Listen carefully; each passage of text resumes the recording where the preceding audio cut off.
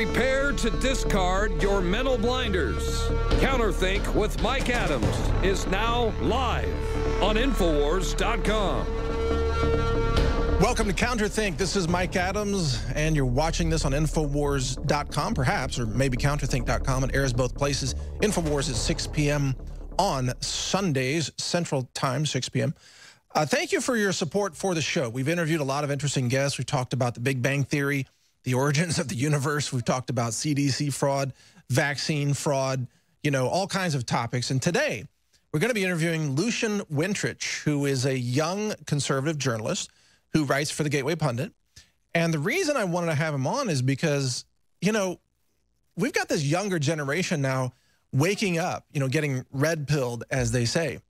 And a lot of people who are on college campuses now are looking at their fellow colleagues and professors, and they're saying, you people are totally insane. And they're learning to think for themselves, which is great because, you know, I went to college, and I certainly didn't understand liberty or conservatism or any of these ideas until many years after I graduated from college. But in college, it was like assumed that everything was liberal and progressive and anti-war. It was just, that's just the way things were, at least as I remember it.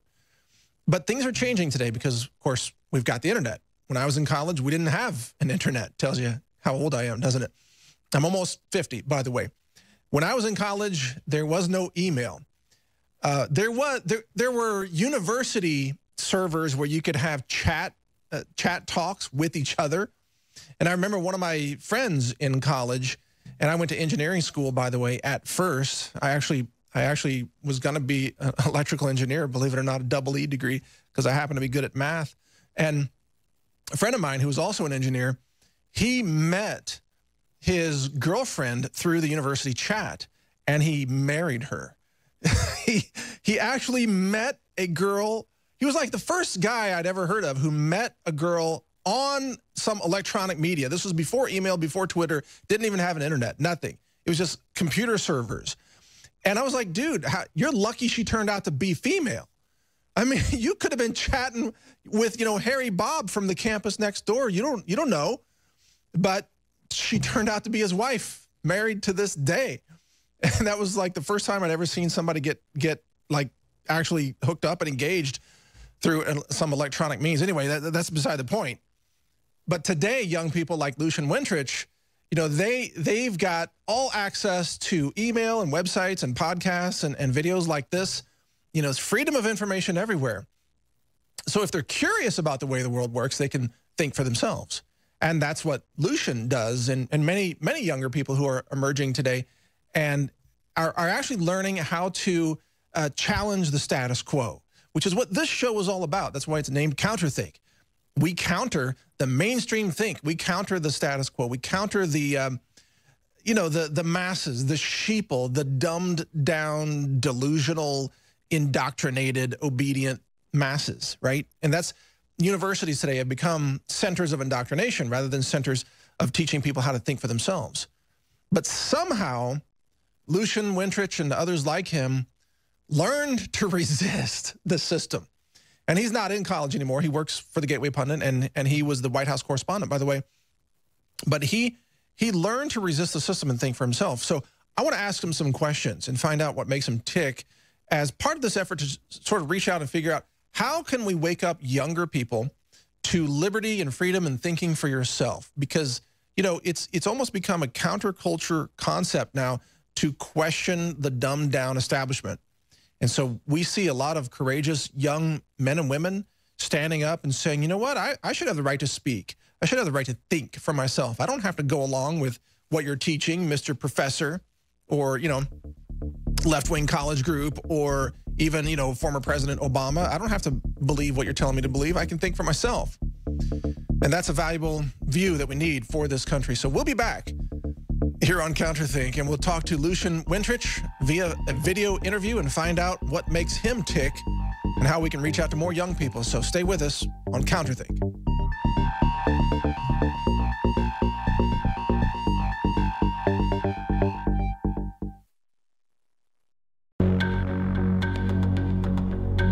Doing what you're told without knowing why is what they want. CounterThink with Mike Adams. And as promised in this segment, we're joined by Lucian Wintrich of thegatewaypundit.com. He has done an extraordinary amount of work, you know, lighting up the liberals with some hard-hitting journalism and asking questions and engaging in, dare I say, free speech. Oh, my God, is that even legal in this country anymore? I guess we're going to find out.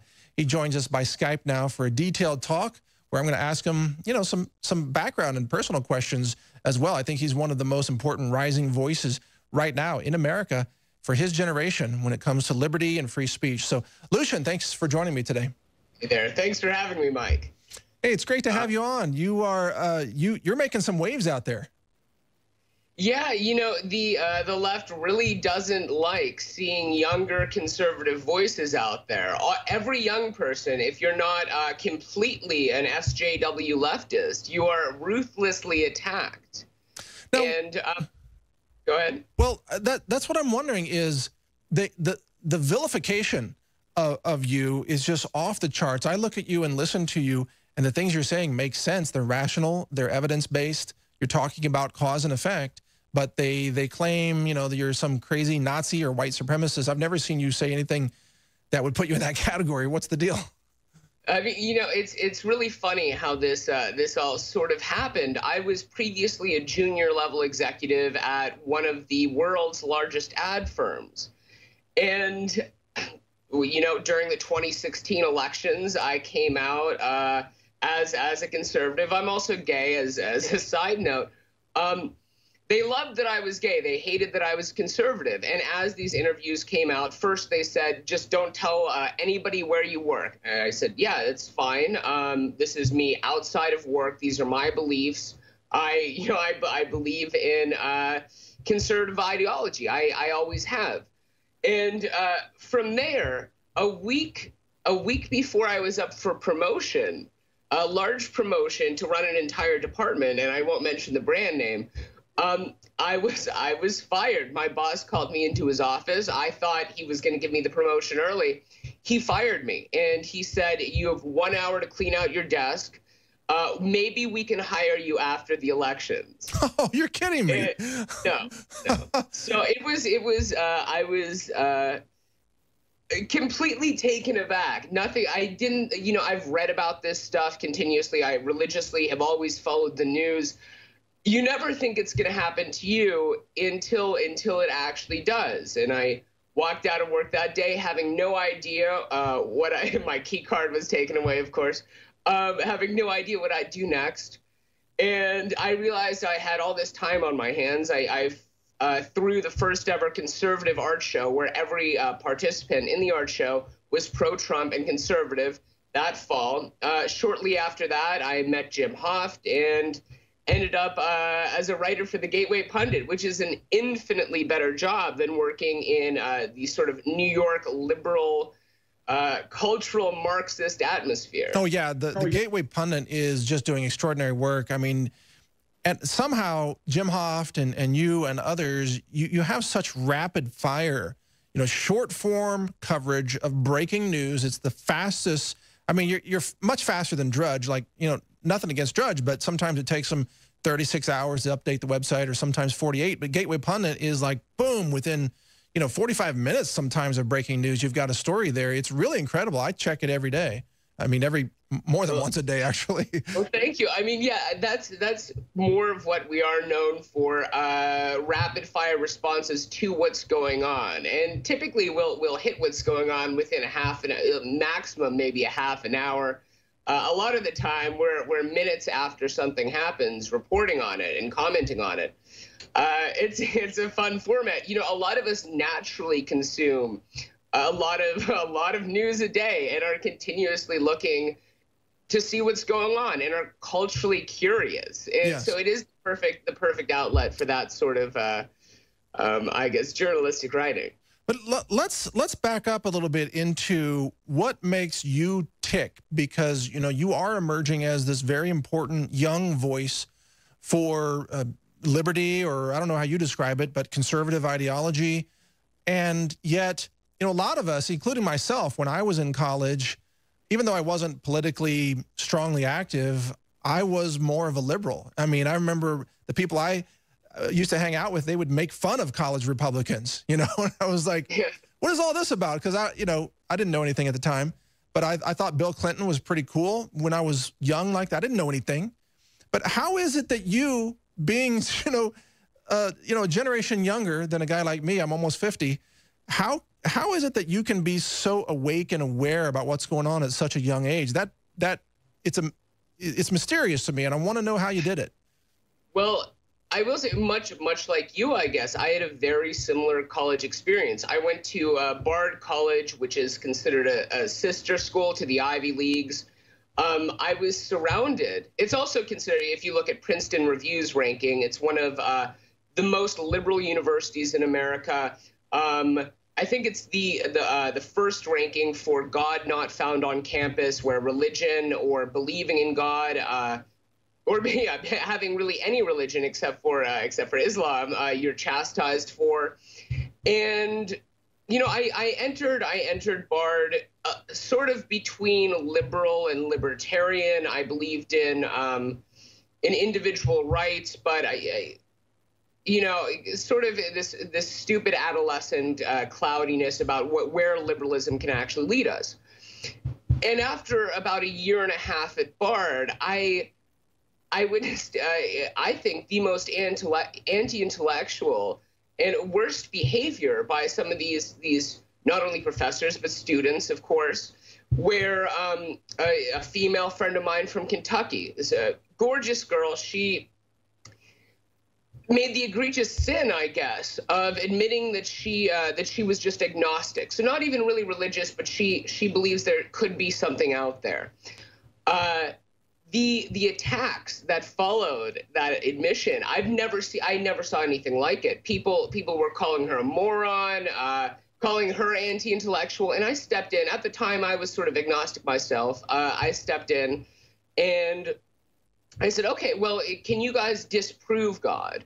Can you actually explain to me why you think she's stupid for not being blindly atheist? And nobody could. And I began engaging in more and more, I think, intellectual discussions like that at the university to figure out what these people actually believe in. And when I discovered that it was just this blind leftist dogmatic way of thinking, where if you stray from the liberal agenda, you will be deplatformed, you'll be thrown out. Bard tried to expel me for running a conservative paper there. The first conservative paper in over a decade run out of that campus. I tried to start one up. I was involved in legal proceedings for that. Wow, so you came to discover very quickly then that they were the intolerant bigots.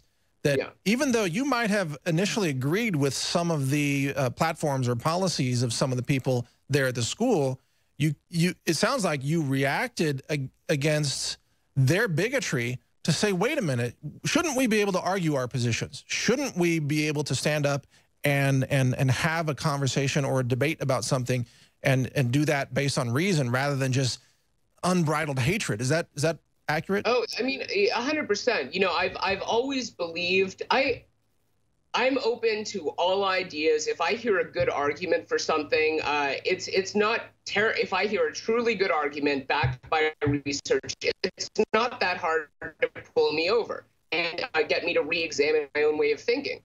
And when I see people who are so set in their ways and ideology that they're not even willing to hear the merits of conservatism, or anything resembling Christianity. I am a Presbyterian. I go to church whenever possible. It's hard to find a good one in New York. I just moved back here. I'll say that much. So, Lucian, I want to let me hit pause there for a second. We're going to go to a break, but I want to continue this line of thought with you when we come back after this break. It's a fascinating discussion already, and I've got a lot more questions for you as well. This is CounterThink. You're watching Infowars.com. This show broadcasts every Sunday at 6 p.m. Central, and the episodes also run at CounterThink.com. We'll be right back after this break with Lucian Wintrich. Stay with us.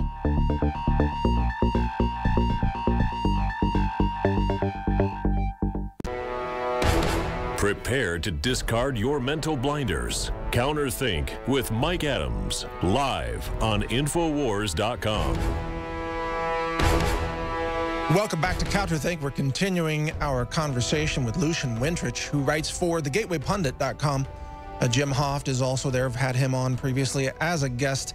And of course, the Gateway Pundit is part of this expanding network of independent media, such as Infowars, CounterThink, my website, NaturalNews, and many others.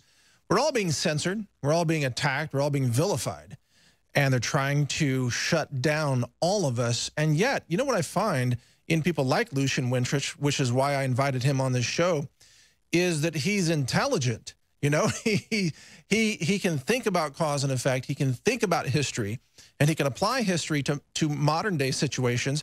He understands cycles of history, and he's so young to have achieved that level of awareness that something is shifting in our world now, where people who are plugged in and who are capable of independent thought are coming to the conclusion that the left is totally insane. It's like mass mental illness on the left. So getting back to Lucian, who joins us by Skype video, Lucian, do you think that's a fair assessment? I mean, have you seen actual examples of what you would also agree is mental illness in the attacks on you and others? I mean, I absolutely, obviously, from an experiential standpoint, I was beyond vilified, to the point that I was fired from a job that I was more than qualified for. I was almost run out of New York, to be honest, before I did my stint as Gateway Pundit's White House correspondent. So not only have I witnessed firsthand, but I'm also seeing what's happening to younger people. I saw a girl 12 years old today on YouTube talking about how she's been red-pilled. Because if you log on to the internet, especially if you're younger, if you don't have a lot of experience with this just SJW waterfall that's going on right now, where you're attacked for the most innocuous things.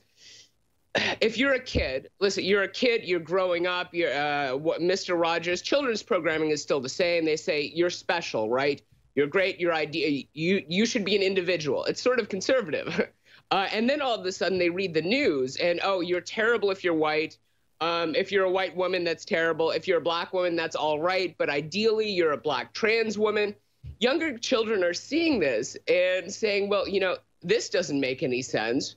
I agree with what the other side is saying. It's this hierarchy of social justice protected groups. It's just like you said. And in an earlier segment, you mentioned that you're gay. And you know, it used to be that if you were gay, that was enough to be totally embraced by the left, just because, you know, hey, here's a gay person, he's one of us. But now, you know, you're gay and you appear to be a, quote, white person, although I think the designation is an oversimplification. But so now you're gay and you're white and you're conservative, so now you're evil. So, I'm gay, white, conservative. My grandfather was a colonel in the Polish resistance, fought against the Nazis. And yet I'm being called a Nazi and a white nationalist. It's the entire thing is so wild, to the point that a lot of people who have experienced this firsthand, I think, well, experiences range. But, you know, half the people like me, I'll put my hand on my head and say, okay, we're living in a clown world with the left operating over here. That's a good way to describe it. Yeah, clown world. It's funny, I think, to a lot of us, but you know, with other people who haven't had the ability to snap back. And I mean, again, I landed a phenomenal job with Gateway Pundit. I'm so much happier working with the brilliant Jim Hoft than I without mentioning this major American chocolate brand, representing a major American chocolate brand, which was my former job. This is a lot better. I'm impacting culture. But what I will say, other people aren't so lucky. We've seen Roseanne Barr, who, you know, obviously there's certain sensitivities to one of the words she used, but it was a stupid backhanded joke. And she loses a television show because of that. An entire staff is gone, and an entire group of actors and actresses are gone now from ABC. because of a stupid joke she made. Right. And meanwhile, why do we care? Jimmy Kimmel can go on and he can have women, you know, doing mocking oral sex on him on the street. He's making fun of women. Leftists, they make fun of Trump and they make fun of Trump's hair. They make fun of people forget. Sarah. Do you remember the Man Show on Comedy Central? Right. People forget about this. Every episode was him putting women's hands on his crotch. Every episode was him getting them to motorboat him. It was nonstop. I mean, you'd think the left would keep pulling this out. Why is this guy considered one of our idols right now? But of course they don't. And that is the scary thing, that a lot of people do know. We all stick to our guns and our ideology, and we see what's going wrong with America right now that the left is causing. That's why it's important when the left says, "Oh, well, tell you what, we'll give you another job. We'll pay you better. We'll start promoting you. We'll stop attacking you if you just pretend that your beliefs don't exist, that you're not a conservative. Say you hate Trump. Say you loved Obama." The entire thing's a frustrating joke. Right, I think you have to fake it. The emperor has no clothes, but you have to say the emperor has beautiful flowing golden robes. It's reached the point of what I would call almost mass hallucinations. Recently, there was a photo that went viral that appeared to depict refugee children in cages or, you know, behind barriers that looked like chain link fences. And of course, the insane leftists all suffered a mass hallucination, and they said, "This is Trump taking children away from their parents and putting them in cages." And it turns out, of course, that photo was actually taken under the Obama administration, I think, from 2014. And you couldn't see leftists deleting their tweets quickly enough, could you? Well, with some of them, others, George Takei, I think that's how you pronounce his name. He left his up. A lot of people did. The white guy, he pretends he's black, Sean King.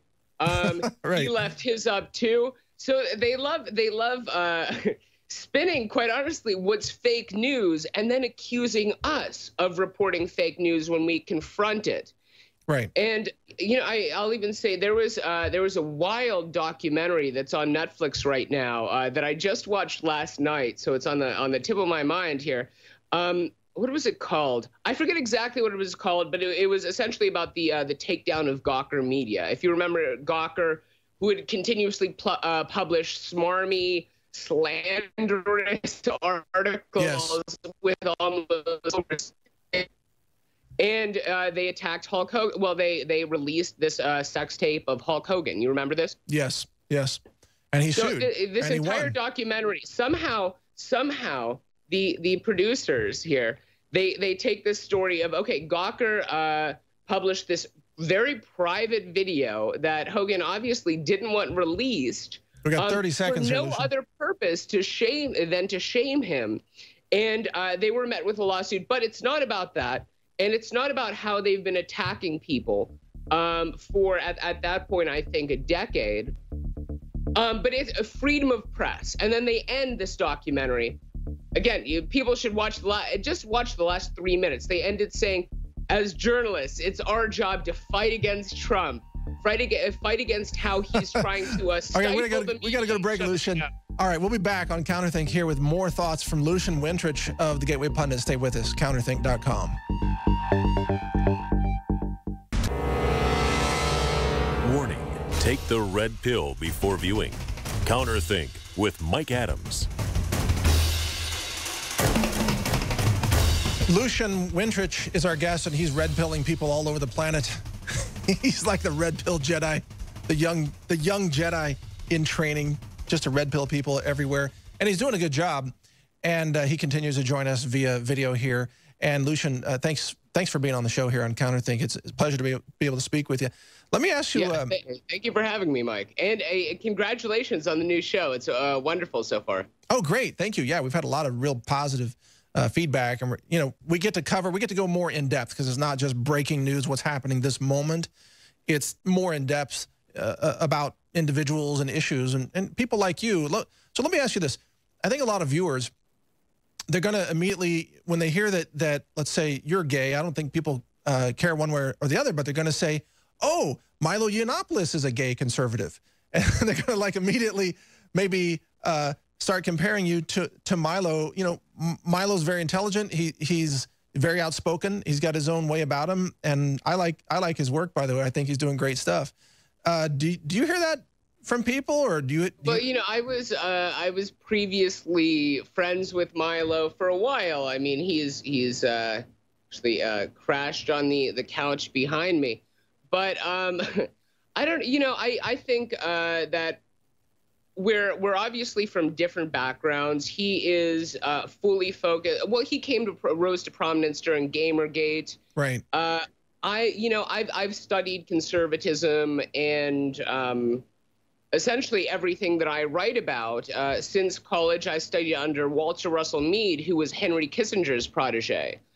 And so I think the way we approach issues or attack various things that we see wrong in society is different. So I do, to be honest, I resent this broad notion that, oh, another gay conservative. Exactly. And I actually, if I can tell you one little story here, I've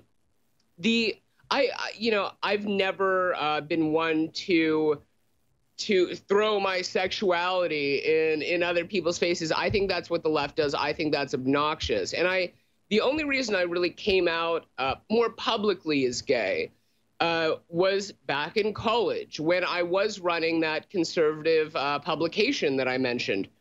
Because we had a few articles that, again, were unfavorable to the left, and one of them was unfavorable to one female student activist on campus. The Bard College administration attempted to claim that I was a threat to women. He has this vitriolic notion about women because he allowed an article to be published on his platform. And I had to meet with lawyers on campus. And at first I said, listen, I don't know how you can extrapolate that I'm aggressive towards women or that I'm a sexual threat towards women from this article. It makes no sense to me. And they said, well, you know, the women on campus feel victimized by you right now. And I said, okay, well, tell you, I don't like doing this, but I am gay. So can you process that for a second? And that's their decision to feel victimized. I mean, they decided in their own minds that they want to be snowflakes or cry bullies or what have you. You know, you're not responsible for their way of absorbing or rejecting or feeling threatened. I mean, they feel threatened walking down campus and seeing the word Trump written in chalk on the sidewalk, and they have to have, absolutely, you know, like therapy training. I mean, to claim, they almost went as far to claim that I was a campus rape threat for an article that I allowed to be published in my magazine at the time. Wow. It was absolutely insane. And so, I mean, that is when I sort of more publicly said, listen, I'm gay, I'm conservative. I'm not a rape threat. No women should be scared. It was so asinine and funny to me. But that is part of the problem that I think straight guys. So I sympathize with them more than modern gay people. I know that to be honest, I've received more vitriol from the left because I'm gay, and they'll say, oh, well, you know, you're going against your own community. Nonsense, by the way. I'm supporting the individual liberties of every American. I'm not going against any one community. Right. But sorry to interrupt, but you're making a great point, which is that being gay is not enough to appease the intolerance of the left. Yeah. This is why we should never judge people, whether they're straight or gay or the color of their skin. We should judge everyone by the content of their character and their ideas. You know, regardless of your background, regardless of your orientation or what have you, it's about the content of your ideas. Absolutely. And I think that real conservatives, they welcome someone who is gay or female or black or even a trans person if that trans person is pro-liberty. I would love to see a trans person who's out there arguing for, you know, pro-free speech, pro-Second Amendment, pro-Fourth Amendment, and so on. They would have my support. I don't care. It doesn't bother me that they're trans. Right? I mean, yeah, you know, yeah. Okay, yeah, absolutely. And there are a couple, you know, Caitlyn Jenner has come under fire for conservative statements. There's another one, Blair White, She's come under fire for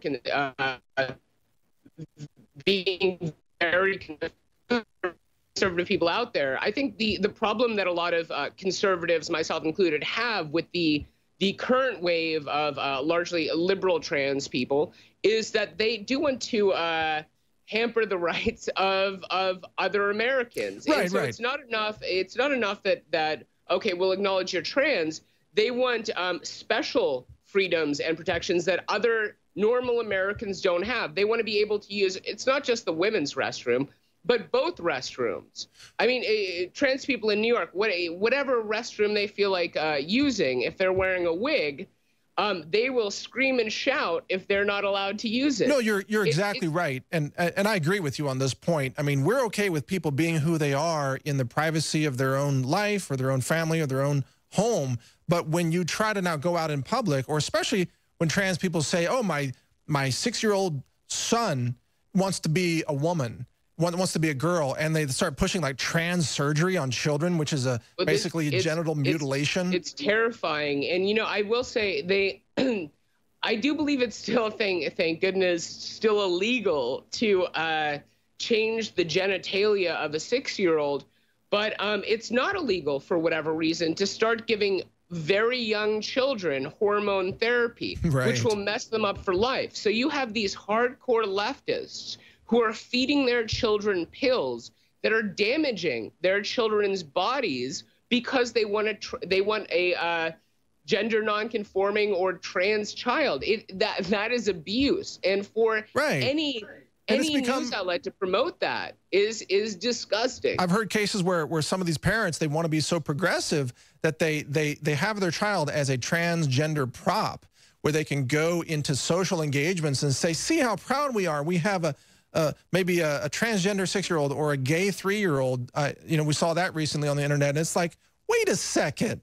Does a 3-year-old baby infant even have any idea what gay or straight is? Aren't you kind of abusing this child by pushing this ideology at such young ages? Can't you just let them grow up a little bit and decide for themselves? Yeah, I mean, absolutely. I think a lot of this or the trans thing, I don't know. It's a weird issue in general to me, because people will say, oh, you know, people or trans advocates will say this has existed since Roman times. No. We didn't have the surgeries where you're turning body parts inside out during Roman times. To the best of my knowledge. I hope not, because they had no anesthetic during the Roman. But, you know, from a more like libertarian or conservative standpoint, again, I could care less what people want to do as individuals, whatever, in my opinion, to be honest, how they want to operate on their own bodies. I may be uncomfortable with it, but I'm fine with them doing it as individuals. It's when those choices are being propped up by the media to, first of all, say, okay, well, if you have this surgery... Lucian, we got to go to break again. I'm sorry to interrupt. I'm with you 100%. We're going to change the subject when we come back. I want to talk to you about more free speech issues, but I'm right with you on what you just said. We'll be right back after this break. Countering the brain-dead propaganda of the status quo. This is CounterThink with Mike Adams, right here on InfoWars. This is our last segment with Lucian Wintrich today. Thank you for joining us on CounterThink, the new show that's making waves and asking some questions. And Lucian, I apologize. I didn't mean to get too personal with all the questions, but you know, people want to know a little bit about you, and I want to know, actually, in a more general sense, what is it that we can do to reach more young people? Because it seems like younger people in general, and this was true for, you know, for all of us when we were that age, we're so interested in social conformity. We're so interested in having friends and being part of groups that accept us, that it's hard for an individual to step outside of that and begin asking questions and countering the status quo. And yet you've been able to do that. Like, how could we help more people take that same journey that you took? You know, I do think a lot of younger people are just getting fed up now with what they're seeing and naturally coming to it. And there is, you know, thank goodness for the internet. There are plenty of other people who especially are younger and coming around to our way of thinking. And there's nothing objectionable. I want to repeat this, nothing objectionable with our way of thinking. We believe in the individual. We believe in liberty. We fight against tyranny, I think.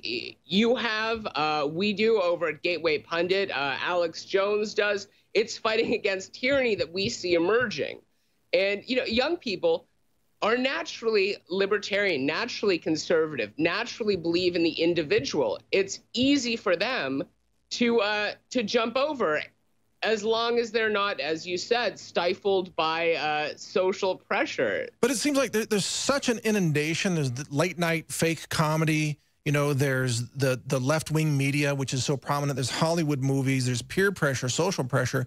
It's become the in thing to hate Trump, even without a reason. You know, you see all these videos where, like, Campus Reform goes on campus and starts asking people questions like, oh, do you think Trump should get the Nobel Peace Prize? And then they ask him, well, what did Barack Obama do to win the Nobel Peace Prize? And these students can't answer it at all. There's no rationality behind their belief systems. So how do you overcome that when it's not rational?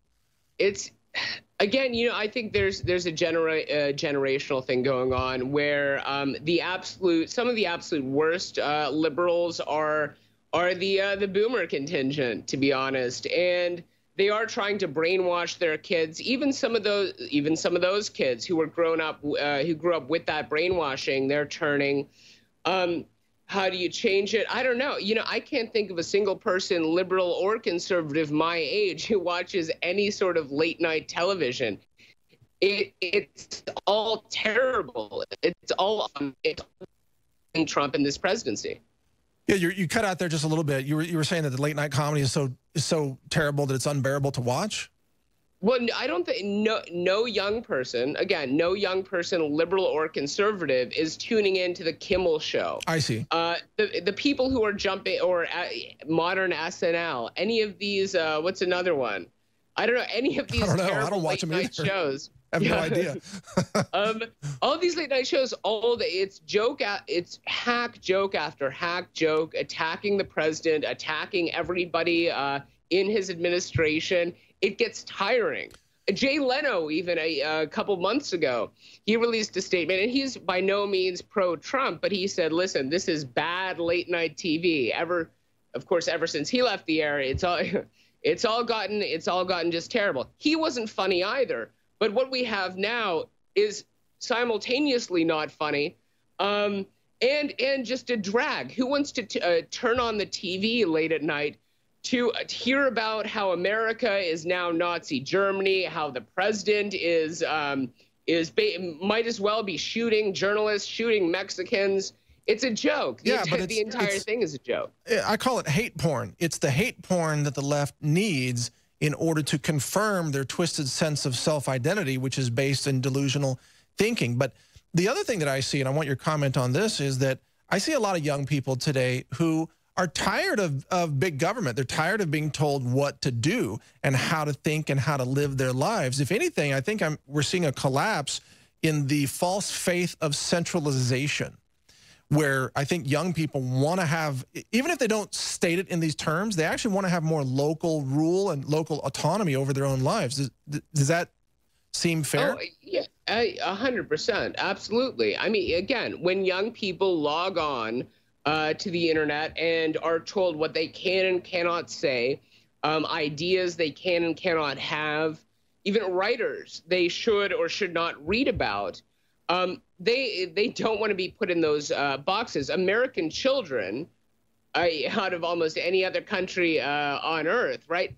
They grew up with the notion of freedom, and even the worst history teacher going through American history and talking about how most far left history teacher talking about how America is a racist country, they'll still say America was founded on ideals of freedom. And when young people are seeing those freedoms taken from them every single day in different and new ways by people on the left, they're going to react and they're going to switch to our side. Right, right. It seems like liberty is the new counterculture. Oh, 100%. Yeah, yeah. Which is funny, you know. Do you remember, or maybe your parents back when hippies were saying no war, give us our freedoms back, and those were the protests. And now we want less freedoms, more government. Right. It's wild. The turnaround is absolutely wild. And you know, it resonates. It definitely resonates with younger people. I think in 2020, when Trump runs again, you're going to see an influx of young people going to the polls. I absolutely agree. And let me ask you a question about what you plan to do in 2020 and beyond. I mean, what's in your future? Obviously, you're writing for the Gateway Pundit. You're trying to do some public speaking when they don't ban your events or try to attack you. Speeches. Right, or steal your speeches. Didn't she get prosecuted? Yeah, you know, so the woman who ran up to the podium, snatched my speech, and then tried to beeline it out of the auditorium rather. Yeah, she was banned from campus. She had to pay a fine. Wow. I would have preferred jail time, to be honest, because we don't need those people on the streets who are shutting down the rights of other American citizens. But I love the symbolism, how she doesn't like what you're saying, so she snatches your notes as if this is a metaphor for your ideas. The speech itself with handwritten. This was a 6-page speech she stole with handwritten notes on top of the speech that I wrote out. Well, it was my only copy. Yeah, but doesn't she know that you don't need notes to speak? You have a mind. You can speak without notes. I mean, because you're intelligent and you're informed. I guess that thought never occurred to the leftists because everything they do is on a teleprompter. I mean, it's true. Most of, you know, if you actually watch the footage from that one speech at University of Connecticut, a lot of it was me improvising because the audience would not shut up. For 45 minutes, I stood at the podium. Security refused to do anything. People were screaming at the top of their lungs to drown me out. Wow. It was a wild experience. But that taught you something about really the separation, the cultural divide in America today. But again, we've only got about 2 minutes left. What does that mean for your future? Where are you going next with all this? You know, currently I am developing and writing a book. So that hopefully that'll be released in the next half year. It's a painstaking process to get everything I want to say right now on paper. So, you know, that's going to be coming out. Gateway Pundit has plenty of new projects currently going down the pipeline that everybody should look out for. You know, we all need to keep fighting this battle in whatever way we know how. Well, I look forward to the burning of your books on college campuses all across America. That would be good. A good marketing campaign. Burn Lucian Wintrich's books, right? You should hope they would try to burn your books. But yeah, you know, I wouldn't be surprised. Yeah, we'll see what. I'm definitely expecting a lot of pushback once it's released.